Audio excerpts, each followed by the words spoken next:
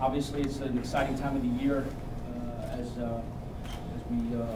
across the country in college basketball. We start in the next 24 hours, the official start of practice. I'm obviously anxious to really get going with this group. I think we've had a very good off-season in a lot of regards on a lot of fronts. I think it's time to go practice now, and you fish or cut bait, and we'll start that tomorrow at 4 o'clock. And I know the group's excited, especially our seniors. They are the core, the foundation, and the face of our program, our 3 seniors. They've been here for a long time. They've played a lot of minutes throughout their careers, both for Donnie and for myself, and I'm proud of them as they start their senior year. All 3 of them are on target to graduate in the spring, and we've got a nice foundation of a couple other guys that returned last year, especially Nigel and DeAndre. Gained a lot of experience as young players. Use gets eligible after practicing, and then I'll let you all figure out who our new guys are, because none of you know who they are anyway. You just know their names. So we're excited about getting that group in here as well. So it's here. I don't need to. I'm humbled by the level of excitement and anticipation in our community and our fan base. That being said, we haven't done anything yet. All I think we've done in the short time that I've been here is wake some things up that haven't been woken up in a long, long time. And we haven't accomplished a whole lot yet. So all of the accolades that many of the so-called experts have bestowed upon us in the preseason, including my political cohort, Josh Passner at Memphis, in his great lobbying job that he's done. We'll get in the horse racing industry. Everyone gets in the gate at the same time, and gates are going to open up, and we better come out flying, because our schedule is going to test us mightily from the start. When Alabama State went to the NCAA tournament last year, and then it goes on and on and on. So I'll open up for questions. If you don't have any, I can leave. You mentioned those 3 seniors. How critical are they when you got eight guys you're trying to bring into a program? They are. It's paramount, and it's paramount that what they've done is exhibit leadership and ownership. I think since last spring through the summer when we got most of the new guys here, that was a big benefit for us. We had all of our new guys here in summer. It was a huge benefit for us to get them here. Some more than others, but they got acclimated, got some hours out of the way academically. Our strength coach, Joe Varner, who's new, has done an outstanding job, as you'll witness when you go up to see these guys. I think we're bigger, stronger, but the 3 seniors are clearly the guys I've tried to put a lot of onus on in terms of leading the way. Because, even as I kind of talk out of both sides, because they're here for the summer, but we're so restricted in what we can and can't do with them, from a basketball standpoint. We had to have some of the older guys, especially the 3 seniors, lead, and I think they've done a good job to this point. I think hopefully it'll carry on, obviously, as we start practice and we hit the season. From what you've been able to work with your newcomers up to now, what stands out about this bunch? They're competitive. We recruit guys that are competitive. It's no coincidence if you look at go back and look at their records. I think one of our guys here wrote an article. Not the totality. We had everybody on board at that point, but we recruit kids from winning programs. It's no coincidence. So they're competitive. They know that we expect to win. We've built a culture of success here, or trying to establish a culture of success. They're talented. Tomorrow at 4:15, they're gonna be like deer in the headlight.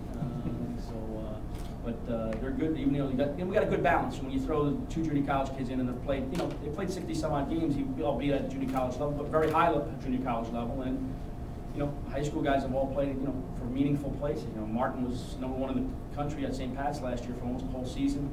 DaVinci won the state championship. Hannah's won a boatload of games playing at Notre Dame, one of the best prep schools. And, we had Coleman and Cambola as the guys that were sitting out last year. So they're talented. They're good. That's a credit to my staff. It's a great credit to my staff. They did a marvelous job. rust factor for Coleman and Cambola? Yeah, there's some. This is, sitting out so hard because, again, they're handcuffed under the rules. They can't do a whole lot. But they're both very gifted young men that excite me a lot, and I think they're going to, Justin is genetically a superior stud athlete. He's athletic, genetically, body, inch for inch and pound for pound. Almost a lot of guys I've coached in my career as an assistant or head coach. There's a learning curve and a learning process that's going to have to take place for him, and it has already. And he's done a great job. I've been pleased with his aptitude, his work ethic, receptiveness to being coached and pushed. New guys don't mean I change a lot. Getting older, so I guess I'm a little bit more calm now and a little more reserved. Just a nice guy. You had a lot of players this year, a lot of public events this summer. I noticed and sign autographs and stuff. Is that something you're trying to stress? Yeah, be a part of the community and embrace it. Having been here myself over, going on year 2, I have a great appreciation for what our university means to this community and what our athletic programs, football and basketball, mean to this community. It's part of my responsibility as a leader. I also think, I talked a little bit earlier about the level of anticipation and excitement for this season. I guess many of you will echo that it's, relatively high or at an all-time high.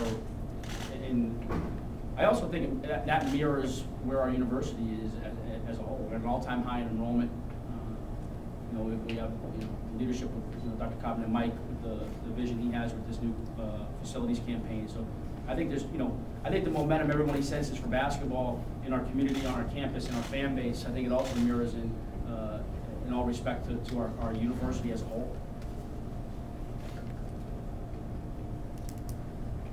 Any other questions? You talked about the expectations around here are a lot higher than they have been in a long time. But with expectations, there's their own set of challenges. So how do you deal with that? Keep this team humble and just focus on the task at hand. You're not allowed to come in the locker room, but after practice every day, they're home pretty quick. Expectation. I want to talk about how you're going to manage expectations. 20-something years, I'm not real smart. I admit that to you all the time. Expectations mean you have a chance to be good. I've been on the other end of that. We walked into a situation at Virginia. We had 7 scholarship players. There were no expectations, and we weren't very good. So, the challenge for me, my staff, and I it excites me greatly. And no one has higher expectations for their kids and their program than I do for this program here. And some of it, we don't talk a lot about publicly about what some of our exact goals are. We keep that internal. But they know what my expectations are for every day. The more pride I take in what I've done, what we've done here in building is we have an infrastructure in place that is going to allow us to be successful over time. And that's day in and day out. It's the academic component. It's the social component. We don't have guys we don't have perfect people. We're going to make some bad decisions at times, and we'll deal with it at times. But we have an academic component in place where you're over 3.0 in the off season. I know I'm judged on the 30-something nights a year by most people winning and losing. I understand. I'm a big boy and I understand the rules, but I know at the end of the day what the foundation we've put in infrastructurally since we've been here allows me to sit here confidently knowing that we've got this thing moving in an extremely positive direction. Are you going to be as exciting to watch as you were last year on the sideline? I got better players, so hopefully I don't have to coach as hard. What you see is what you get, it's funny. I was in Dallas the other day when we were all talking during the course of the day. All the coaches were in a kind of a green room, a room where we had food. And Curtis Shaw, the head of officials, was there for the conference. She was saying we're just talking about going around the room. Some stories were a little bit more entertaining than other coaches' stories. But you guys remember, everyone talked about this crazed maniac. It was one technical, and every ounce of blood and breath in my body, I got it on purpose to get you guys off my back. You know what I mean? So it was against Binghamton, up 20-something. So, you know, there's a little bit of science to my madness. I think you guys have figured that out here. And, but I thank our community, our fan base for letting me be me. You know what I mean? And I think my team is a reflection. I hope they're a reflection of me. I hope they play with passion, with energy, with enthusiasm. I think hopefully I've brought those ingredients to our program, good or bad, and some people may be turned off by it, but, you know, at the end of the day, I've got to be me, and it's been pretty good so far. The kids had a really good season last year, the expectations for him just as high. Kids? Yeah, he had a good year. Got to have a hell of a year now. He's got a really, you know, when we've talked, you know, he's got a lot of areas to improve, and he turned the ball over too much last year as a point guard. Shooting percentages have to improve. And he's got to play more. You know, we've got to develop a level of consistency. You know what I mean? We were a little bit too up and down last year. Got a lot of great moments. It starts with him. He's the guy that makes us go. Make no mistake about it. And you know, he's had a great offseason. He's worked really hard. I'm confident he'll have a terrific senior season. How quickly do you think you'll have Nigel back, Coach? Spikes? No timetable on it, to be very honest with you. He had a surgery a few weeks ago. He's made great progress. Meeting with our medical people when I got back from Dallas the other morning, they were extremely encouraged with the speed of his recovery. We'll leave it at that. He'll miss some time. How much I'm not. No one will be talking about it except for myself. So you know, you can save that question for him. You know, when you go up to him, you don't need to ask him when he's coming back. You can ask. Somebody you can ask anyway, but he's not going to answer.